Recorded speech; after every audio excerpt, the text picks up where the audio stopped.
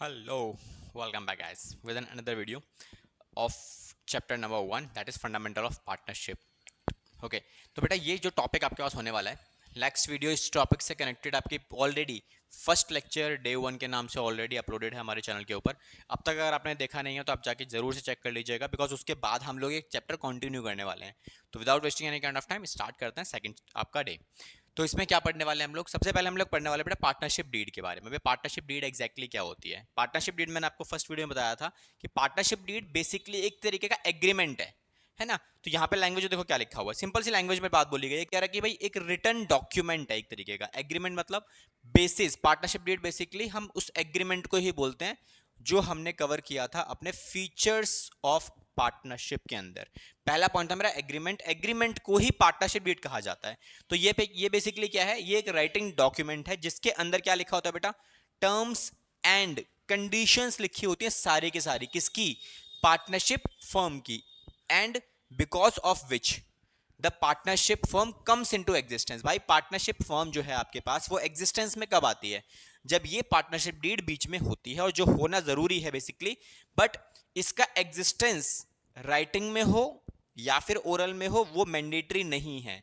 ठीक है, तो क्या लिखा हुआ है? Comes into existence is known as a partnership deed. Okay, आगे लिखा हुआ है it is a legal document. ये एक लीगल डॉक्यूमेंट के तरीके से काम करता है जो कि साइन किया जाता है किसके द्वारा? सभी पार्टनर्स के द्वारा। कि सभी पार्टनर्स मिलकर इस डॉक्यूमेंट को साइन करते हैं और इसमें लिखी गई सब टर्म्स एंड कंडीशंस जिनके बारे में बात की गई है उन पर एग्री करते हैं कि हाँ हम लोग साथ में मिलकर काम कर रहे हैं। तो these are the terms and conditions जो कि हम लोग मान रहे हैं। इसीलिए इसको क्या बोला गया बेटा?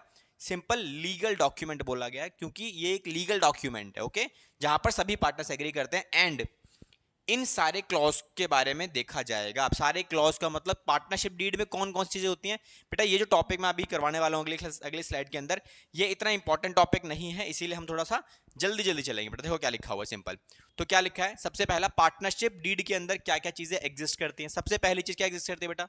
सिंपल से लिखा हुआ है कि डिस्क्रिप्शन ऑफ पार्टनर्स। भाई पार्टनर्स हमारे पास कौन कौन है? उन पार्टनर्स का डिस्क्रिप्शन आपको यहां देखने को मिल जाता है कि भाई पार्टनर्स क्या करता है। पार्टनर्स का डिस्क्रिप्शन है मतलब उनके नाम क्या है, उनका डिस्क्रिप्शन मतलब उनका एड्रेस वगैरह सारी चीजें, each and everything about the partners. उसके अलावा और क्या मिलता है मुझे यहाँ पे? और मुझे बेटा काफी सारी चीजें और मिलती है, जहां पर जैसे कि हम बात करें डिस्क्रिप्शन ऑफ द फर्म। भाई फर्म क्या काम करती है, क्या फर्म का एड्रेस है, क्या फर्म का नेम है, वो सारी चीजें आपके फर्म के बारे में मिल जाती हैं।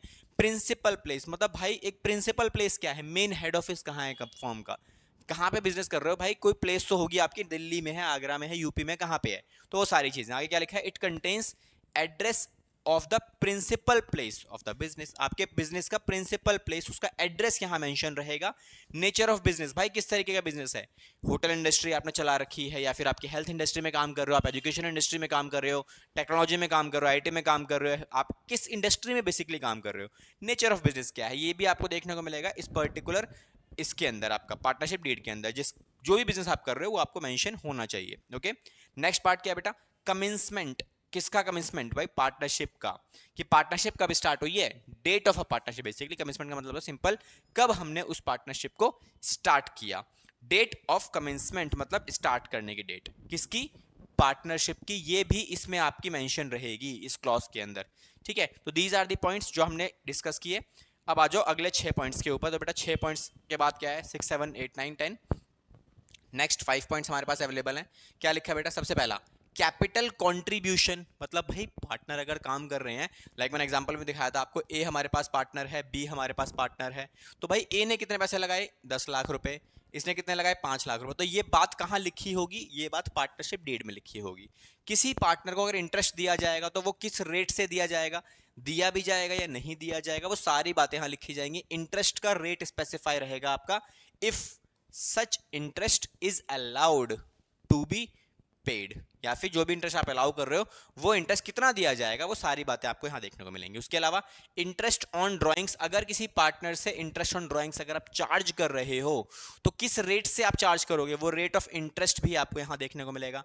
ड्राइंग्स के ऊपर, अब इंटरेस्ट ऑन ड्राइंग्स है, सिंपल सी बात है, तो ड्राइंग्स के ऊपर इंटरेस्ट लगेगा।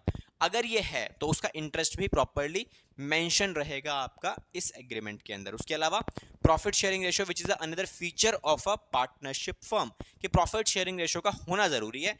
तो जो भी रेशियो है आपकी, वो रेशियो यहाँ पे स्पेसिफाई की जाएगी कि भाई 2:1 है, 1:1 है, 3:1 है, इफ 2 पार्टनर्स आर देयर। मैं 2 पार्टनर्स एग्जांपल लिख रहा हूँ कि भाई रेशियो क्या है, 2:1 रहेगी, 1:1 रहेगी, 3:2 रहेगी, 5:8 रहेगी, जो भी रेशियो रहेगी यार ये प्रॉपर्ली इसमें मेंशन रहेगा, ठीक है। In which profits and losses of the firm जो भी है शेयर किए जाएंगे किसके द्वारा, पार्टनर्स के द्वारा। तो दीज आर द पॉइंट्स जो लिखे होंगे। उसके अलावा अगर किसी पार्टनर ने कोई लोन बेटा दिया हुआ है तो उसका rate of interest, again rate of interest, किस रेट से आप उसको इंटरेस्ट पे बैक करोगे उस पर्टिकुलर लोन अमाउंट के ऊपर, तो वो वैल्यू भी यहाँ देखने को आपको मिलेगी ही मिलेगी, ठीक है। Paid on the loan by the partners to the firm, भाई जो भी लोन वगैरह दिया गया उस लोन पर कितना इंटरेस्ट जाएगा वो सारी बातें आपको यहाँ देखने को मिल जाती हैं, ठीक है। अब चलते हैं अपने अगले पार्ट के ऊपर बेटा। अगला पार्ट क्या है मेरे पास, देखो अगला पार्ट है मेरे पास रेम्यूनरेशन। अब रेम्यूनरेशन का मतलब क्या होता है भाई, अगर कोई पार्टनर एक्स्ट्रा काम कर रहा है हमारे बिजनेसेस के लिए, तो जो भी काम एक्स्ट्रा किया जाएगा उस एक्स्ट्रा काम के लिए जो उसे पैसा मिलेगा इन फॉर्म ऑफ सैलरी या फिर इन फॉर्म ऑफ कमीशन, ठीक है, सैलरी के बेसिस पे या फिर कमीशन के बेसिस पे, ठीक है। वो कितना मिलेगा, मंथली मिलेगा, क्वार्टरली मिलेगा, एनुअली मिलेगा, हाफ ईयरली मिलेगा, जो भी मिलेगा यार सब कुछ लिखा होगा। कमीशन मिलेगा तो उसका परसेंटेज लिखा होगा कि इतना परसेंट उसका कमीशन मिल जाएगा, जो भी वो सेल जनरेट करेगा। तो ये सारी बातें यहाँ देखने को मिलेंगी। उसके बाद वैल्यूएशन ऑफ गुडविल। अब गुडविल की भाई वैल्यूएशन क्या है, तो वो वैल्यूएशन आपको प्रॉपर्ली मेंशन की होगी। गुडविल किस तरीके से वैल्यूएशन की जाएगी, हमारे पास ऑलरेडी तीन मेथड है गुडविल की, वो तीनों मेथड में आपने अगले चैप्टर हम लोग करेंगे जहां पे हम वैल्यूएशन ऑफ गुडविल वाला सीखेंगे। तो किस मेथड से, एवरेज प्रॉफिट से निकालोगे, सुपर प्रॉफिट से निकालोगे या फिर कैपिटलाइजेशन मेथड से निकालोगे, सारी बातें आपको इस पार्टनरशिप डीड के अंदर देखने को मिलती हैं। ओके, किस मेथड से गुडविल की कैलकुलेशन की जाएगी, जब भी बिजनेस का रिकॉन्स्टिट्यूशन होगा, रिकॉन्स्टिट्यूशन मतलब होता है बेटा चेंज होगी, जब भी आपकी पार्टनरशिप चेंज हो जाएगी।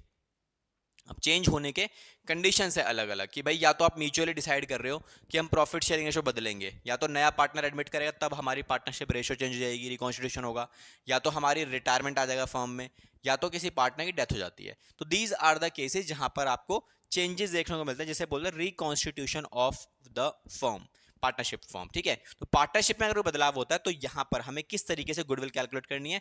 दूसरा, वैल्यूएशन ऑफ एसेट्स, भाई जो एसेट्स आपने बिजनेस में लगा रखे हैं वो एसेट्स कितनी तरीके से वैल्यूएशन की जाएगी, उसकी वैल्यूएशन बदलेगी या नहीं बदलेगी, क्या बदलेगी, कब बदलनी है कब नहीं बदलनी है, वो सारी बातें आपको यहां देखने को मिलेगी। देखो सेटल, बाकी सारी चीजें क्या है। उसके बाद सेटलमेंट ऑफ अकाउंट, अगर कोई पार्टनर भाई सेटल कर रहा है, बिजनेस छोड़ के जा रहा है या फिर छोड़ के आ रहा है, ठीक है, रिटायरमेंट हो रहा है, उसका डेथ हो रहा है, तो वही उस पर्टिकुलर टाइम पे कि भाई जब पार्टनर रिटायर करेगा, डेथ करे होगी आपके पार्टनर की, हो जाएगी किसी की, तो उस पर्टिकुलर टाइम पे कितना पैसा दिया जाएगा, किस किस पैटर्न में दिया जाएगा, क्या क्या चीजें दी जाएंगी उसको, वो सारी बातें आपको यहाँ लिखी होंगी।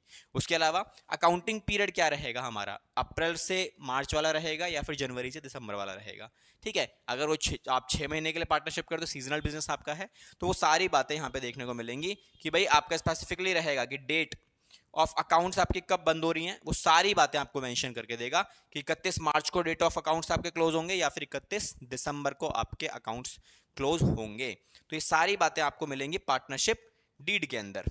सर उसके अलावा क्या मिलेगा, उसके अलावा बेटा 5 पॉइंट्स हमारे पास और हैं, तो ये पॉइंट्स भी आपको पता होने चाहिए। तो कौन कौन से पॉइंट्स आपके पास अवेलेबल हैं इसके अलावा, तो ये भी आप चेक कर सकते हो बच्चों। तो 16th क्या पॉइंट हमारे पास अवेलेबल है, तो यार सिंपल सी लैंग्वेज में मेरे को लिखा हुआ है कि राइट्स एंड ड्यूटीज। भाई बिजनेस में आप काम कर रहे हो तो हर एक पार्टनर के अपने कुछ अधिकार होते हैं, हर एक पार्टनर की अपनी कुछ ड्यूटीज होती हैं, तो वो ड्यूटीज वगैरह भी इसमें मेंशन रहेगी। कितने टाइम के लिए आपने पार्टनरशिप फॉर्म स्टार्ट करी है तो वो भी इसमें मेंशन रहेगा। बैंक अकाउंट प्रिपरेशन, कि बैंक अकाउंट के ऑपरेशंस वगैरह बिजनेस में किस तरीके से बिजनेस का जो बैंक अकाउंट है उसको कैसे यूज करना है वो प्रॉपर्ली मेंशन रहेगा। It specifies how the bank accounts should be operated, कब किस सिचुएशन में कब हम बैंक का अकाउंट का इस्तेमाल करेंगे, whether by any of the partners jointly और ऑल द पार्टनर्स, कि भाई उसका पैसा एक पार्टनर ही निकालेगा या फिर सभी पार्टनर्स मिलकर उस पैसे का इस्तेमाल कर सकते हैं, तो ये भी इसमें मेंशन रहता है। उसके अलावा क्या बेटा लिखा हुआ है, डेथ ऑफ अ पार्टनर, इसमें ये भी स्पेसिफाई रहेगा कि भाई डेथ होने के बाद अगर किसी पर्टिकुलर पार्टनर की डेथ हो जाती है तो फर्म को बंद करना है या कंटिन्यू रखना है, ये सारी बातें इसमें मेंशन रहेंगी आपकी। Last but not the least, settlement of disputes, अगर झगड़ा होता है तो भाई किन किन बातों को यूज किया जाएगा, कौन कौन से क्लॉज सामने आएंगे, तो वो सारी चीजें किस तरीके से झगड़े को दूर करना है, वो सारे सेटलमेंट्स के पॉइंट भी आपको यहां देखने को मिल जाते हैं अगर कोई झगड़ा होता है तो। तो ये आपके पॉइंट्स देखने को मिलते हैं जो आपको पार्टनरशिप डीड के अंदर देखने को मिलेंगे। ओके, नाउ अब आ जाओ बेटा सीधा कहाँ पे, इंपॉर्टेंस। अब पार्टनरशिप डीड हमने पढ़ लिया, पार्टनरशिप डीड के अंदर क्या क्या होता है वो भी हमने पढ़ लिया। भाई पार्टनरशिप डीड की जरूरत क्यों है, इसके ऊपर एमसीक्यू क्वेश्चन आपका बन सकता है, बहुत बार आपको एमसीक्यू क्वेश्चन देखने को मिलेगा ही मिलेगा। ठीक है, कैसा बनता है, क्यों जरूरत है भाई साहब पार्टनरशिप डीड की, क्या लिखा है, एन इंपॉर्टेंट लीगल डॉक्यूमेंट। ये क्या है बेटा, एक इंपॉर्टेंट लीगल डॉक्यूमेंट है, एंड लीगल डॉक्यूमेंट होने की वजह से कोई इसको मना नहीं कर सकता। सिंपल है ना यार, एक बार अगर दो पार्टनर्स ने मिलकर एक एग्रीमेंट बना लिया और उस एग्रीमेंट के अंदर मतलब पार्टनरशिप डीड बना ली और उस पार्टनरशिप डीड में कुछ पॉइंट्स लिख के दे दिए, जैसे मैंने अभी आपको ये 20 पॉइंट कराए, इन 20 के 20 पॉइंट पर सभी पार्टनर सहमति दिखाते हैं कि हाँ भाई हम मान रहे हैं कि हम भाई पार्टनरशिप में जब चलाएंगे तो इन पॉइंट्स को कंसिडर किया जाएगा, इन पॉइंट्स को हम यूज करेंगे। अब अगर कोई बंदा कोई पार्टनर मना करता है उस पर्टिकुलर क्लॉज को फॉलो करने के लिए, ठीक है, तो हम क्या कर सकते हैं, हम उस डॉक्यूमेंट के बेसिस पर जो कि लीगल डॉक्यूमेंट है हम उसके ऊपर कार्रवाई कर सकते हैं। ठीक है, this is a legal document. दूसरा, ये रिलेशन दिखाता है, क्या किसका रिलेशन दिखाता है, रिलेशनशिप दिखाता है बिटवीन द पार्टनर्स। भाई पार्टनर्स के बीच में रिलेशनशिप कैसा है, प्रॉफिट शेयरिंग रेशियो क्या है, ये रिलेशनशिप डिजाइन करता है। जैसे अगर मैंने बोला भाई प्रॉफिट शेयरिंग रेशियो कितने बेटा 3:2 है, विच इंप्लाइज कि भाई 60% एंड 40% का रिलेशन है दोनों के बीच में, कि भाई जो प्रॉफिट होता है वो 60% जाता है हमारा ए के पास और 40% जाता है किसके पास बेटा, ये जाता है मेरा बी के पास। हो गया हमारा काम। तो ये रिलेशनशिप क्रिएट करके दिखा देता है कि भाई बिजनेस में किसका कितना रिलेशनशिप अवेलेबल है। ओके, तीसरा पॉइंट क्या लिखा बेटा, simple, governs the right, duties, liabilities of each partner. भाई ये बताता है कि हर एक पार्टनर की कितनी क्या राइट्स हैं, कितनी ड्यूटीज हैं और लायबिलिटीज कितनी कितनी है, मतलब काम करने के लिए कहाँ कहाँ कौन कौन कितना कितना रिस्पॉन्सिबल है। ये सारी बातें आपकी पार्टनरशिप डीड में ही लिखी होती हैं और ये बताई जाती है। हैंस इसीलिए कोई मना नहीं कर सकता, अवॉइड नहीं कर सकता या फिर सेटल नहीं कर सकता। अगर कोई पॉसिबल डिस्प्यूट होता है, ठीक है, बाद में कोई बंदा मना कर देता कि भाई मेरा काम तो ये है नहीं, लेकिन पार्टनरशिप डीड में लिखा हुआ है कि भाई आपका मैनेजमेंट का काम तो मिस्टर ए का है, तो मिस्टर ए उसे सेटल करेंगे और अगर कोई झगड़ा होगा तो हम वहां पे उसे यूज कर सकते हैं, कोई वहां पे मना नहीं करेगा। ठीक है, तो दीज आर दी पॉइंट्स। तो यहाँ पे इंपॉर्टेंस नजर आती है पार्टनरशिप डीड की, कि अगर पार्टनरशिप डीड है तो सामने वाला इंसान मना नहीं कर सकता कि हाँ भाई आपने हामी भरी है, आपने बोला है, आपने एक्सेप्टेंस दिखाई है अपनी, तो you have to cover your duties. ठीक है, आपको कवर करना पड़ेगा। और अगर किसी इंसान को, किसी पार्टनर को उसका राइट नहीं मिल रहा है तो वो पार्टनर दूसरे पार्टनर्स को दिखा सकता है कि भाई आगे ये लीगल डॉक्यूमेंट था, हम लोगों ने जब क्रिएट किया था, इसमें ये मेरा अधिकार बनता है, आप मुझे इससे वंचित नहीं रख सकते, आप मुझे इससे दूर नहीं रख सकते। तो ये सारी बातें आपके इसके अंदर मेंशन रहेंगी।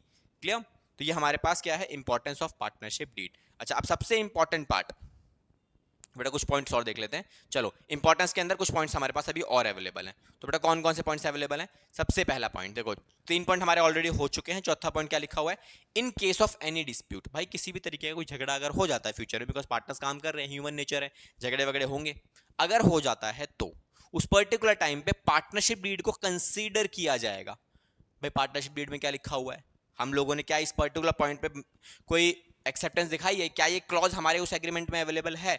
अगर अवेलेबल है तो हम क्या कर सकते हैं, उस टाइम पे हम उसको चेकआउट कर सकते हैं और अपने डिस्प्यूट को सेटलमेंट की तरफ लेके जा सकते हैं, सेटल करवा सकते हैं, कोई दिक्कत नहीं होगी। ठीक है, उसके बाद not essential but desirable to have a partnership deed. भाई पार्टनरशिप डीड क्या इतनी जरूरी है कि होनी ही चाहिए?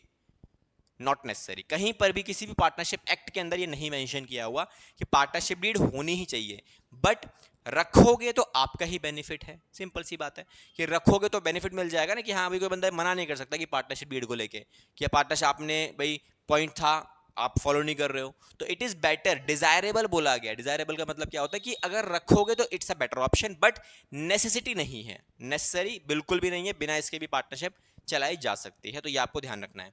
ठीक है, उसके बाद क्या लिखा है बेटा, उसके बाद नेक्स्ट लास्ट पॉइंट लिखा हुआ है 6 पॉइंट में आपके पास, यहाँ मेंशन है चीजें मेरे पास, क्या मेंशन है चीजों में, देखो बच्चों यहाँ सिंपल सी वैल्यू लिखी हुई है, कह रहा है where there is no partnership deed. भाई पार्टनरशिप डीड अगर नहीं है तो हम क्या करेंगे? अगर पार्टनरशिप डीड नहीं है तो we will follow the provisions. भाई इंडियन पार्टनरशिप एक्ट ने ना कुछ चीजों के ऊपर अपनी सहमति दिखाई है। तो ये बेटा ये 1932 है ये, ठीक है, कितना है ये 1932 है ये, क्योंकि इंडियन पार्टनरशिप एक्ट जो है वो 1932 में बनाया गया था और उसके अंदर ये कुछ पर्टिकुलर पॉइंट्स हैं जिनके बारे में वो बताता है। कौन से पॉइंट्स हैं वो हम अगली स्लाइड में देखने वाले हैं, ठीक है। वो अप्लाई हो जाएंगे अगर कभी ऐसी पार्टनरशिप डीड नहीं है और कुछ पर्टिकुलर पॉइंट्स में झगड़ा होता है। कौन कौन से वो पॉइंट्स हैं वो हम देखते हैं अगली स्लाइड के अंदर, ठीक है। तो हम उस टाइम पे पार्टनरशिप एक्ट को देखेंगे। तो देखो ये प्रोविजंस हमारे पास कुछ अवेलेबल हैं। क्या लिखा है कि भाई कुछ प्रोविजंस एप्लीकेबल हो जाते हैं, provisions affecting accounting treatment in the absence of partnership deed. भाई पार्टनरशिप डीड अगर नहीं है आपकी तो उस टाइम पे, पार्टनरशिप डीड के टाइम पे हम क्या करेंगे, हम सीधा जाएंगे कहां पर, इंडियन पार्टनरशिप एक्ट 1932 के पास। ये हमारे एक तरीके से लगा लो भाई पार्टनरशिप एक्ट के अंदर दादाजी का काम करते हैं। कोई भी दिक्कत होती है सीधा जाते हैं हम अपने फैमिली के बड़े के पास और उनसे पूछते हैं भाई सहमति कराओ या सेटलमेंट कराओ, कोई दिक्कत तुम्हारे पास बीच में हो गई है, आप देखो क्या करना है। तो जो ये बोलेंगे हम उसको मान लेंगे, सिंपल सी बात है। तो प्रोविजंस अप्लाई होंगे इंडियन पार्टनरशिप एक्ट के जब पार्टनरशिप डीड नहीं है। अगर है लेकिन ये पॉइंट उसके अंदर अवेलेबल नहीं है तब भी हम इन्हीं को ही मानेंगे।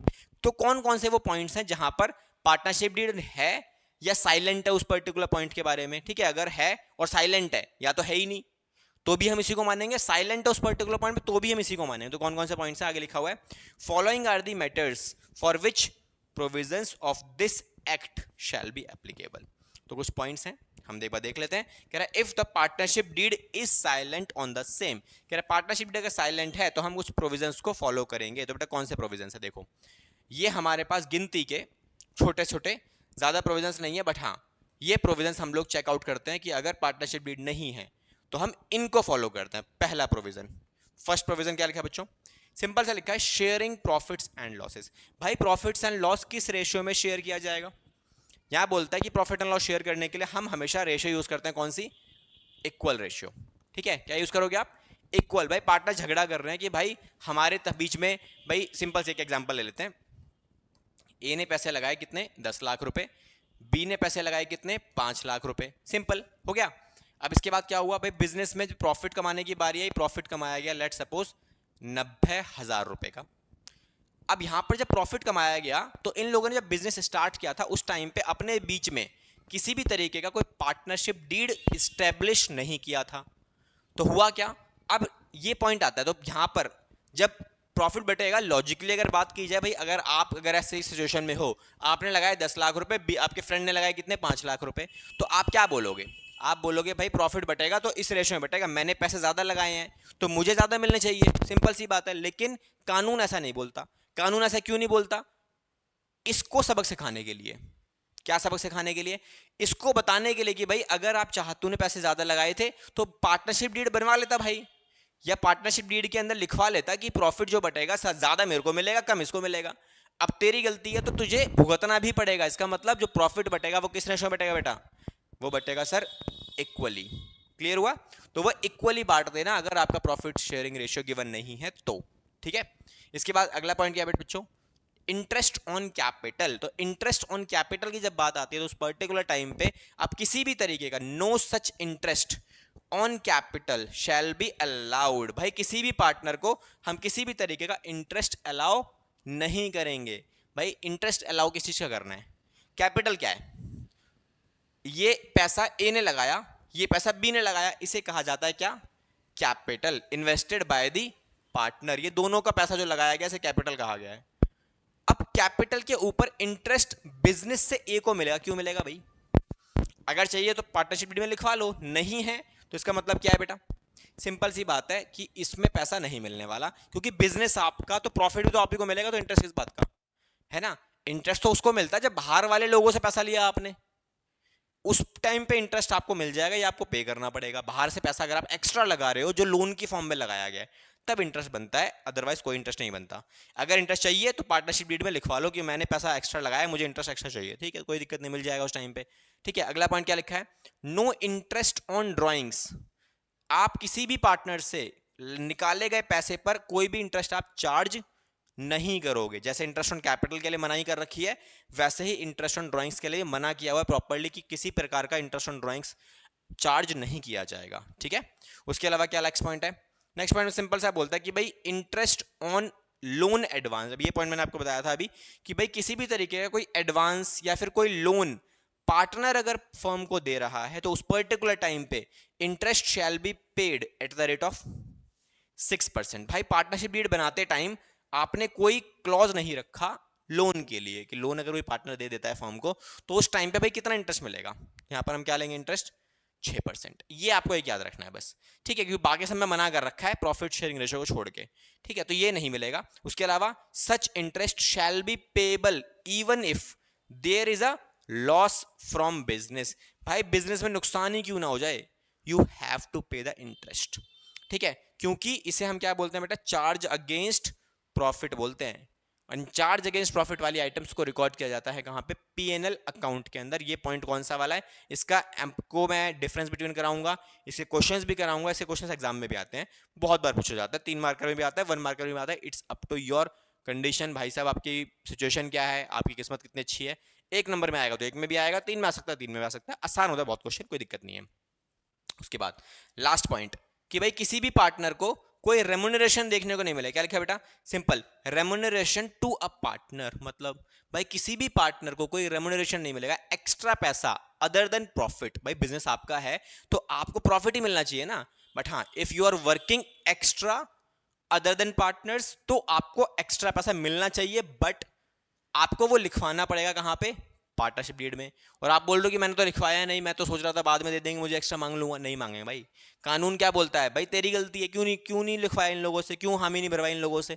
डॉक्यूमेंट में लिखवा लेता, पार्टनरशिप डीड में लिखवा लेता, बनवा लेता पार्टनरशिप डीड, उसमें डलवा देता कि मैं एक्स्ट्रा काम कर रहा हूँ बिजनेस के लिए तो मुझे एक्स्ट्रा कमीशन चाहिए या मुझे एक्स्ट्रा सैलरी चाहिए, ठीक है। तो क्या लिखा है यहाँ पे, no partner shall be paid such remuneration as salary. किसी भी पार्टनर को सैलरी नहीं मिलेगी, कमीशन नहीं मिलेगा, या फिर कुछ भी एक्स्ट्रा करेगा तो उसके लिए कोई एक्स्ट्रा बेनिफिट उसे नहीं दिए जाएंगे। अगर पार्टनरशिप डीड साइलेंट है तो किसी भी तरीके का कोई बेनिफिट उसको देखने को नहीं मिलेगा। आई होप ये क्लियर होगा आपको। So this is the section जहां पर हमने क्या सीखा बेटा, पार्टनरशिप डीड के बारे में। भाई पार्टनरशिप डीड एग्जैक्टली होती क्या है, ठीक है, तो पार्टनरशिप डीड हमने सीखी आज की क्लास में और उसके कुछ इंपॉर्टेंस, एंड हमने सीखा कि पार्टनरशिप डीड के एब्सेंस में हम कौन कौन से पॉइंट्स को कंसीडर करते हैं। तो this is a most important topic.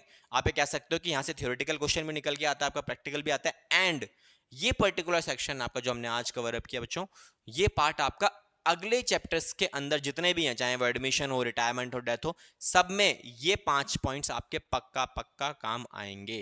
तो ये आपको बहुत अच्छे से ध्यान रखने हैं। इसके अलावा इसके बाद जो टॉपिक्स हैं वहां से हमारे प्रैक्टिकल क्वेश्चन स्टार्ट हो जाते हैं, ठीक है। कुछ और टॉपिक्स छोटे मोटे like charge against profit, appropriation of profit, तो पहले हम उसका थ्योरी पार्ट करेंगे, फिर उसी से कनेक्टेड उसके प्रैक्टिकल क्वेश्चन जब आएंगे तो हम उसके प्रैक्टिकल क्वेश्चंस को भी कवर अप करेंगे। ओके, सो मिलेंगे अपने नेक्स्ट लेक्चर के अंदर with some practical part of this chapter, ठीक है। तब तक के लिए thank you so much and all the best.